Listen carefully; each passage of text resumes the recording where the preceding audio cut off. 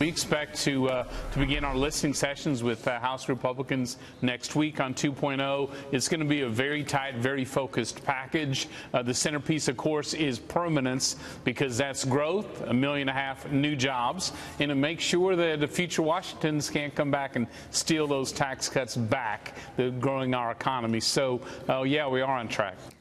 That was House Ways and Means Committee Chairman Kevin Brady on the program with me yesterday, right here, laying out the timeline and the priorities for the second round of tax cuts. Joining us right now is CFRA Research Chief Investment Strategist Sam Stovall. Sam, great to see you. Thanks so much for joining us. Happy to be here. We are basically expecting this 2.0 tax cut plan to have a centerpiece of making the tax cuts for individuals permanent. Is that going to have an impact on markets and the economy in your view?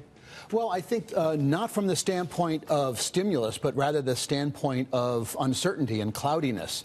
Because why are they doing this now? With unemployment at 3.8%, now with the question of what's the next GDP number coming out being 4 or is it 5%? We don't need that kind of stimulus. So I think the two words you need to think of are off balance and smokescreen. It's to keep the other countries possibly off balance, because maybe we're not going to have a currency war, maybe we won't have a trade war, but maybe we do have a tax war. Yeah. And then the smokescreen, obviously, let me raise an issue that will move it away from what happened in Helsinki. Well, okay, Kevin Brady yesterday said basically he wants to get a vote by September, Mitch. So, I mean, the timing of it, clearly they want to talk about tax cuts going into the midterm elections. I mean, that's pretty clear. No question. I just don't know what the pay for is going to be. They made those tax cuts expire so that they can get in under the 1.5 trillion in 10 years. Obviously, this would take them over that. So I don't know what the pay for is. There's been talk of a national sales tax. There's been talk of raising the corporate rate a little bit to pay for it. I don't know what the trade-off is. Actually, the president talked about the corporate rate going from 21 to 20% in my interview. Yeah. So I don't know. I mean, they've got to rein in spending at some point in time. And that's also what Kevin Brady said yesterday. This is not about the tax cuts, the deficits. It's more about spending. I worry, and because I'm a worry wart, but I wonder if they move ahead with more tax cuts, given the economic environment, given that we're now into running $1 trillion annual budget deficits, if that wouldn't trigger a sell-off in longer-term treasuries, if that wouldn't send yields significantly higher, because they're 2.85% yesterday on the 10-year yield. Well, I think that certainly is a concern, but really the focus also probably is the midterm elections. Historically, the party in power loses 22 seats in the House on average, 4 seats in the Senate, so that would put the Republican control into jeopardy into both houses. So I think they want to do as much as they can. Maybe all they're going to do is dangle the carrot so that voters say, I want to stick with the Republicans to get this permanence to the tax reduction, and maybe it then just goes away after the election. Meanwhile, the earnings story is pretty good, Sam. Let's go through it for a second. Exactly. We're in full swing now. This week, next week's going to be a really important week. S&P 500 earnings expected to be up 20.5% from a year ago. Your take on the numbers so far? Give us the overall picture with earnings growth as well as revenue. Hitting the ball out of the park is the way I would describe it. Basically, on both the top line with revenues, the bottom line with earnings, we are essentially seeing 10 of 11 sectors that are now posting better than expected earnings. We're on track to have our 26th consecutive quarter in which the actual earnings exceeded end of quarter estimates, and the average beat has been almost 4 percentage points. So, you know, that would bring us up to about 24% How's the for guidance? the S&P 500. The guidance in terms of companies talking about what's ahead and the impact of tariffs? Well, the impact is more a mental one right now, and yes, it is a big question mark out there.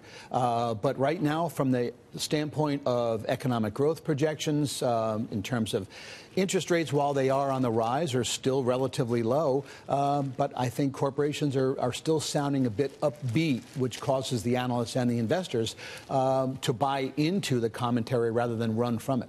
Sam, one of the things I worry about is the strength of the U.S. dollar and that impact on S&P earnings, with so much of the revenue of the S&P 500 earned overseas. Is that possibly going to see its effects in the quarters to come in terms of a downward trend in earnings as a result? Possibly. On a quarter-over-quarter basis, meaning second quarter of 2018 versus second quarter of 2017, actually the dollar went down. But on a sequential basis, the dollar has been strengthening. Our economics department basically believes we're going to hover between 88 and 89 on the global dollar index. So much of that strength already has been factored in. So it's a worry out there, but right now is probably not going to be that much of a headwind. Well, AutoZone and Oracle are two companies that have cited the strong dollar as a potential issue, at least for the past, in the past as a lagging indicator, maybe not a headwind, but they said that, look, it not only does it make exports more expensive, which isn't an issue directly for them, but more importantly, like Mitch is saying, when you take the profits back to the U.S. and you have that exchange rate impact from multinational companies, they're really taking a hit on their bottom line, more so than the tariffs right now, which is interesting. Sam, you're predicting a new all-time high on the S&P 500 by the end of August. Given the backdrop in terms of earnings, would you put new money to work into stocks right here, Heather? Yeah, I'm a bull. I mean, I'm a believer in this economy. GDP 3, maybe 4.5% if you believe the Atlanta Fed. I mean, there's no better place. You don't want 2.8% on our 10-year right now. What's the call? Well, first off, it's not a brave call because we're only 2% away from an all-time high on the S&P 500. That could happen at the end of July, let alone the end of this week. So that's the first thought. History then says once we get back to break even from undergoing a correction, a decline of 10 to 20%, the market tends to advance 9, 10% before stumbling into another decline of 5% or more. So I'm a bull also, but I call myself a bull with a lowercase b. You're a cautious bull. Yeah. Because my feeling is that I'm trying to find catalysts to make me even more optimistic, which is what investors need to push share prices higher. A lot of fund managers are being negative, I think, just to be negative, at least in our industry, in the mutual fund space. They're just looking for a reason to sell. Well, Sound like also that siblings. uncertainty, the uncertainty of tariffs is real. Right. I mean, when you don't know what's going to happen in terms of tariffs, you sit on cash. And ultimately, you have to listen to the operators of the businesses that you're investing in. Even if it's a private business, a publicly traded company, there is definitely concern. And it's just the overhang of nobody knows how this is going to play out. Exactly. The Nobody knows. That is real. Sam, it's great to have your insights. Happy to be here. As always, good to see you. Sam Stovall joining us there.